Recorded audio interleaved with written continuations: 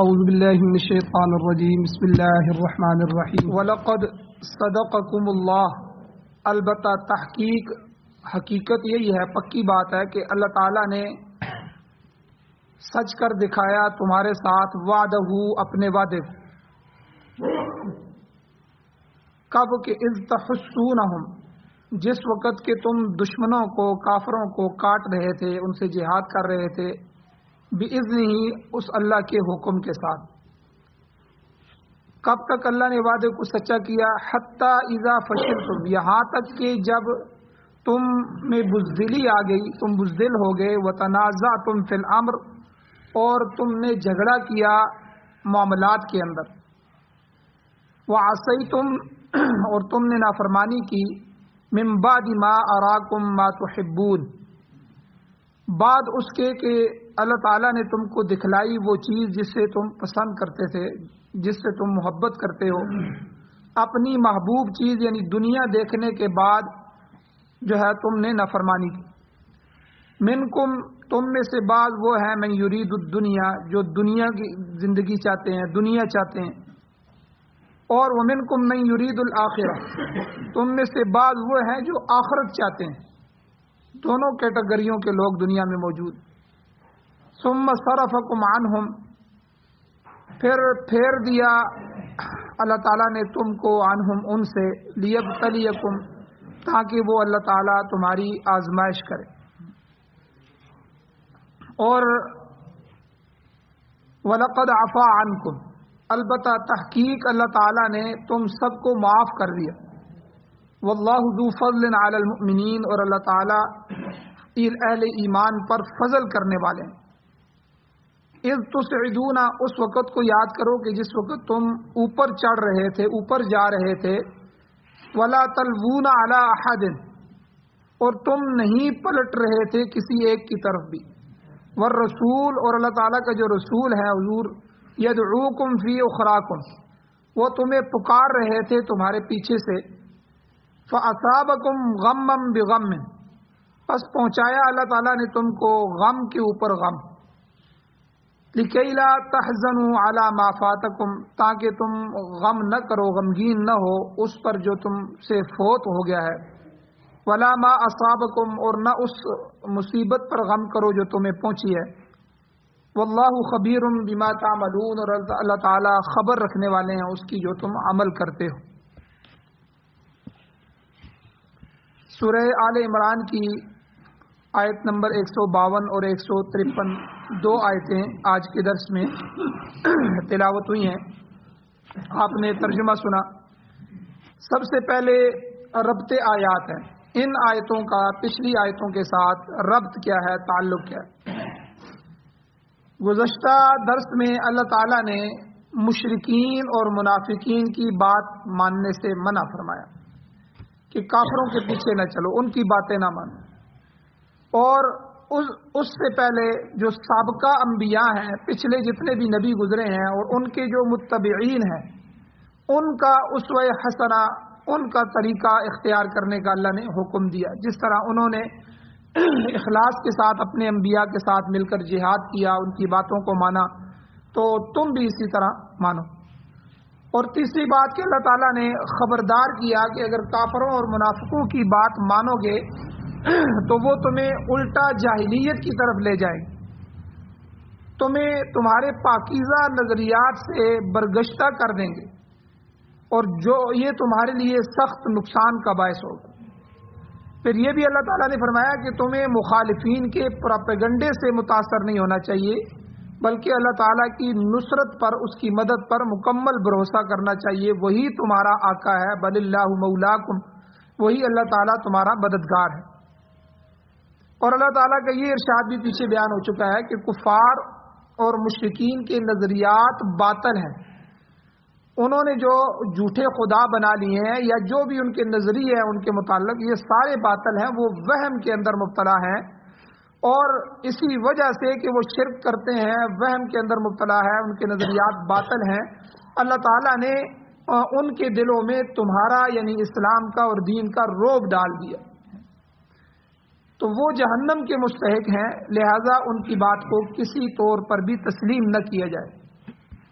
یہ تو پچھلے درسوں کا خلاصہ ہے. اور ایک بات اور بھی اللہ تعالیٰ نے گزشتہ دروس میں بیان فرمائی. اللہ کا یہ ارشاد گزر چکا ہے، اے ایمان والو، اگر تم تقوی اور صبر کی راہ پر سیدھے چلتے رہو گے، اس پر مستقیم رہو گے، تو یقیناً تم کو جو ہے بلندی نصیب ہوگی، فتح نصیب ہوگی. چنانچہ غزوہ احد کا ہم دوبارہ سرسری جائزہ لیتے ہیں. یہاں اللہ تعالیٰ نے اسی غزوہ احد کو بیان فرمایا ہے، اسی کے حالات چل رہے ہیں کہ جنگ جو ہوئی اس کا جو ابتدائی حصہ تھا، شروع میں حالات مسلمانوں کے حق میں تھے. کافر تعداد میں بھی زیادہ تھے اور ادھر مسلمان جو ہے ایک تو تعداد میں کم تھے، اور شروع میں 1000 مجاہدین میں سے 300 کا لشکر عبداللہ ابن ابی جو منافق تھا اس کی معیت میں پہلے ہی علیحدہ ہو گیا تھا. اور کافر جو تھے ان کے پاس جو سامان حرب تھا وہ تو ہزاروں کی تعداد میں تھے، 3000 یا اس طرح کے قریب تھے. 1000 کا لشکر، پھر اس میں سے بھی 300 نکل جائے، 700 بندہ ہو، اس کے مقابلے میں 3000 ہو، تو اور پھر سامان حرب بھی نہ ہو، لڑنے کی تیر تلوار نیزے وہ بھی کم ہو، تو کافروں کے پاس اس کی فراوانی تھی. تو اور مسلمانوں کے پاس محض واجبی سا سامان تھا. اس کے باوجود اللہ تعالیٰ نے ابتدائے جنگ میں مسلمانوں کو فتح عطا فرمائی. ان کا پلہ بھاری رہا، اللہ تعالیٰ نے غلبہ عطا فرمایا، اور یہی اسی کی طرف اللہ نے اشارہ فرمایا. 20 کے قریب جو کافر تھے وہ اس دوران مارے گئے. اب دشمن کے پاؤں اکھڑ گئے اور وہ بھاگنا شروع ہو گئے. اب جب بھاگے تو دور تک بھاگتے رہے، مگر یہاں مسلمانوں سے ایک کوتاہی ہو گئی، ان سے ایک کمی واقع ہو گئی. اس کوتاہی کی وجہ سے جنگ کا پانسا پلٹ گیا اور اہل اسلام کی جو فتح تھی وہ شکست کے اندر تبدیل ہو گئی. اب وہ واقعہ کیا ہوا تھا پہلے بھی بیان کیا تھا، اب پھر دوبارہ سنیں کہ حضور علیہ الصلوۃ والسلام نے ایک جو پہاڑی درہ تھا غزوہ احد کے درمیان میں حضور کی پشت میں، جس میدان میں مسلمانوں کا لشکر کھڑا تھا، صحابہ کھڑے تھے، اس کے پچھلی اگلے طرف تو دشمن سے جنگ تھی، وہ تو جنگ کرتے، پچھلی طرف جو ہے ایک درہ تھا. اس درے میں حضور نے حضرت عبداللہ ابن جبیر رضی اللہ تعالیٰ عنہ کی قیادت میں ان کو قائد بنا کے تو 50 تیر اندازوں کی ایک جماعت وہاں حضور نے مقرر فرمائی. بڑے اہم تیر انداز تھے کہ بھائی دشمن اگر یہاں سے آئے تو آپ نے تیر پھینکنے ہیں، اور حضور نے حکم دیا تھا کہ ہمیں فتح ہو یا شکست ہو تم اپنے مورچوں کو مت چھوڑنا. اب جب اللہ تعالیٰ نے فتح عطا فرمائی، کافر بھاگنے لگے، تو تیر اندازوں نے دیکھا اوپر سے کہ نیچے مسلمانوں کو فتح حاصل ہو گئی ہے، دشمن بھاگ نکلا ہے. اب اس جماعت کے اندر اختلاف رائے پیدا ہو گیا. تو اختلاف اس میں ہوا کہ آیا ہمیں یہ مورچے چھوڑ دینے چاہیے یا حضور علیہ السلام کے فرمان کے مطابق وہیں ڈٹے رہنا چاہیے. تو ان کی جو قائد تھے عبداللہ ابن جبیر رضی اللہ تعالیٰ عنہ، ان کی رائے یہ تھی کہ دیکھو حضور کے فرمان کے مطابق ہمیں یہیں موجود رہنا چاہیے، تو کیونکہ حضور نے فرمایا تھا یہاں سے ہٹنا نہیں. تاہم ان میں سے جو اکثریت تھے 40 یا 39 کے قریب جو دوسرے حضرات تھے، ان میں سے اکثریت کی رائے یہ تھی کہ دیکھو حضور کا جو حکم تھا موجود رہنے کا وہ مسلمانوں کی فتح تک کے لیے تھا، اور اب جب فتح حاصل ہو گئی ہے اب وہاں ٹھہرنا ضروری نہیں ہے. اب دیکھیں کافر بھاگ رہے ہیں، مسلمان مال غنیمت کو جمع کر کے حضور کے پاس لے کے آ رہے ہیں، یا مسئلہ ہی ختم ہو گیا، میدان خالی ہو گیا، کافر یہاں سے بھاگ رہے ہیں، بھاگ چکے ہیں. تو اب حضور علیہ الصلوۃ والسلام کا حکم نہیں ہے، حکم اس وقت تک تھا جب تک جنگ تھی. تو بہرحال یہ اختلاف رائے ہو گیا، اور اکثریت جو تیر انداز تھے 40 کے قریب 50 میں سے، وہ پہاڑ کو چھوڑ کر، اس درے کو چھوڑ کر نیچے اتر کے مال غنیمت جمع کرنے میں مصروف ہو گئے.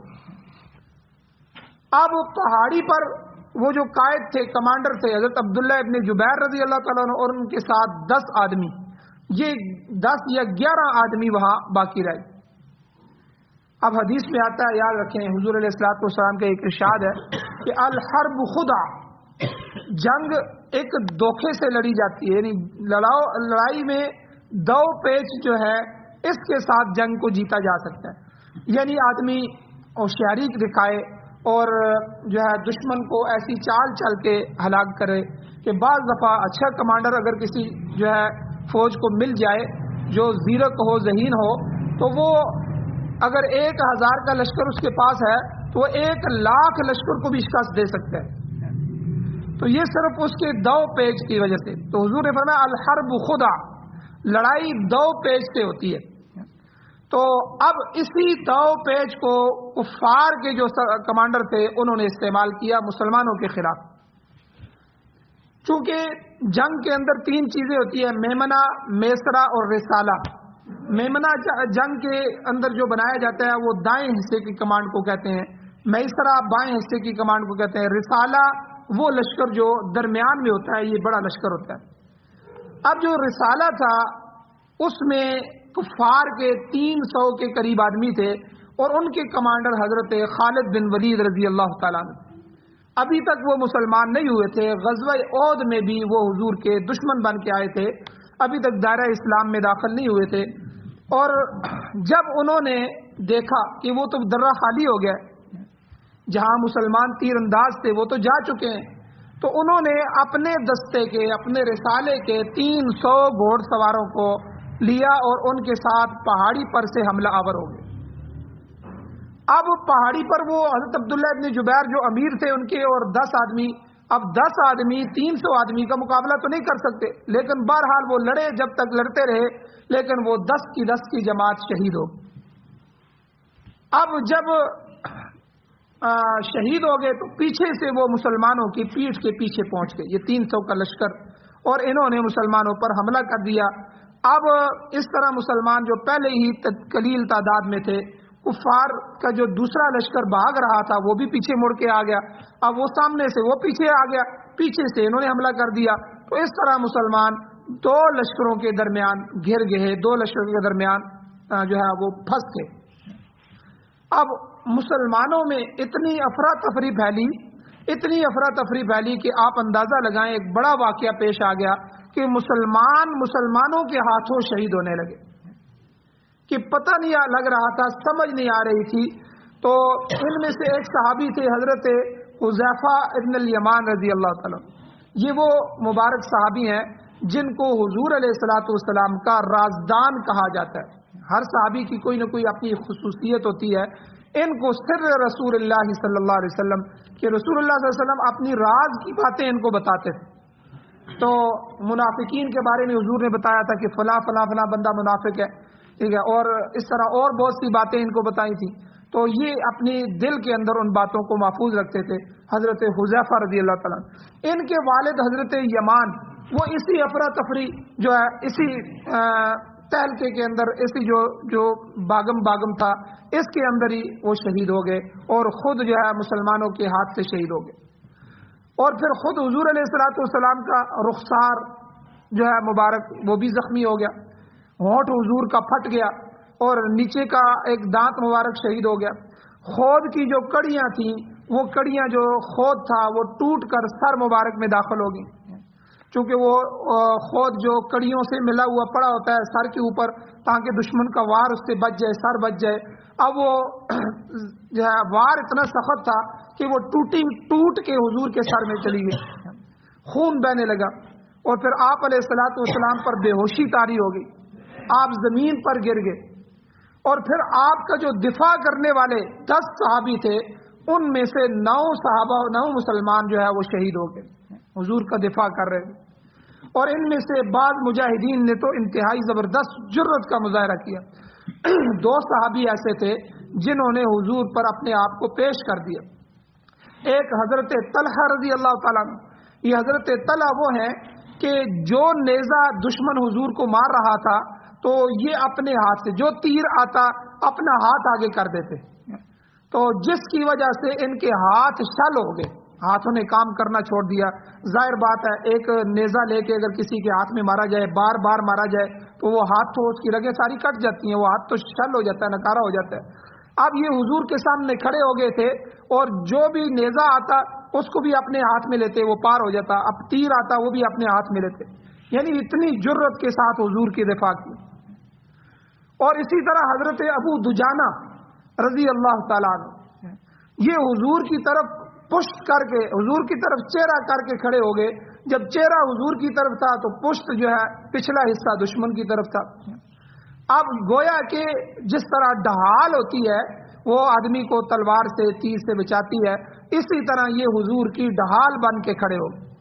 اب دشمن کی طرف سے جو بھی تیر آتا ان کی کمر پہ آگے لگتا، پشت پہ آگے لگتا، ٹانگوں پہ آگے لگتا، جو کچھ بھی آ رہا تھا وہ حضور کا دفاع کر رہے۔ تو یعنی آپ اندازہ لگائیں اس قسم کا معاملہ آ گیا اور افراتفری پھیل گئی۔ اور ان حالات میں جو ہے اللہ تعالیٰ نے اس پس منظر کو یہاں ان آیات میں بیان فرمایا، اور اہل ایمان کو ان کی غلطی پر تنبیہ بھی فرمائی اور ان کو تسلی بھی دی۔ یہ دونوں چیزیں، ڈانٹا بھی، تنبیہ بھی فرمائی اور پھر ساتھ تسلی بھی دی۔ تو دیکھو بھئی یہ واقعہ تمہارے سے یہ آزمائش تھا، ایک آزمائش میں تم مبتلا ہو گئے تھے، بس اب دل برداشتہ نہیں ہونا، تم نے دل کو توڑنا نہیں ہے، سستی نہیں دکھانی۔ چنانچہ اللہ تعالیٰ ارشاد فرماتے ہیں وَلَقَدْ صَدَقَكُمُ اللَّهُ وَعْدَهُ، بے شک اللہ تعالیٰ نے اپنا وعدہ سچ کر دکھلایا۔ کس وقت؟ اِذْ تَحُسُّونَهُمْ بِإِذْنِي، جب تم اللہ کے حکم سے کافروں کو کاٹ رہے تھے، ان سے لڑ رہے تھے، ان کو تیز کر رہے تھے۔ اور وہ وعدہ کیا تھا؟ وہ وعدہ یہی تھا کہ اللہ نے پیچھے فرما دیا تھا اگر تم تقوی اختیار کرو گے اور صبر سے کام لوگے تو تمہاری مدد کی جائے گی۔ چنانچہ ایسا ہی ہوا، جنگ کے ابتدائی حصے میں اللہ تعالیٰ نے تمہاری مدد فرمائی، تم ان پر غالب آ گئے اور وہ بھاگ کھڑے ہوئے۔ اب یہاں تحسونہم، حس کا جو معنی ہوتا ہے یہ اس کے کئی معنی ہیں۔ میں نے پہلے بھی عرض کیا تھا کہ عربی ایک ایسی زبان ہے اس میں بعض دفعہ ایک لفظ کے کئی معنی ہوتے ہیں، جس طرح کل کے درس میں گزرا بل اللہ مولاکم، بلکہ اللہ تعالیٰ تمہارا مولا ہے۔ مولا کا لفظ جو ہے یہ بعض لوگ کہتے ہیں، ہمارے مولانا علماء کو بھی کہتے ہیں، حضور کے لیے بھی آیا ہے انت مولانا، اور اسی طرح جو ہے یہ اس لفظ کے عربی کے اندر جو ہے وہ تقریباً 25 کے قریب معنی ہیں۔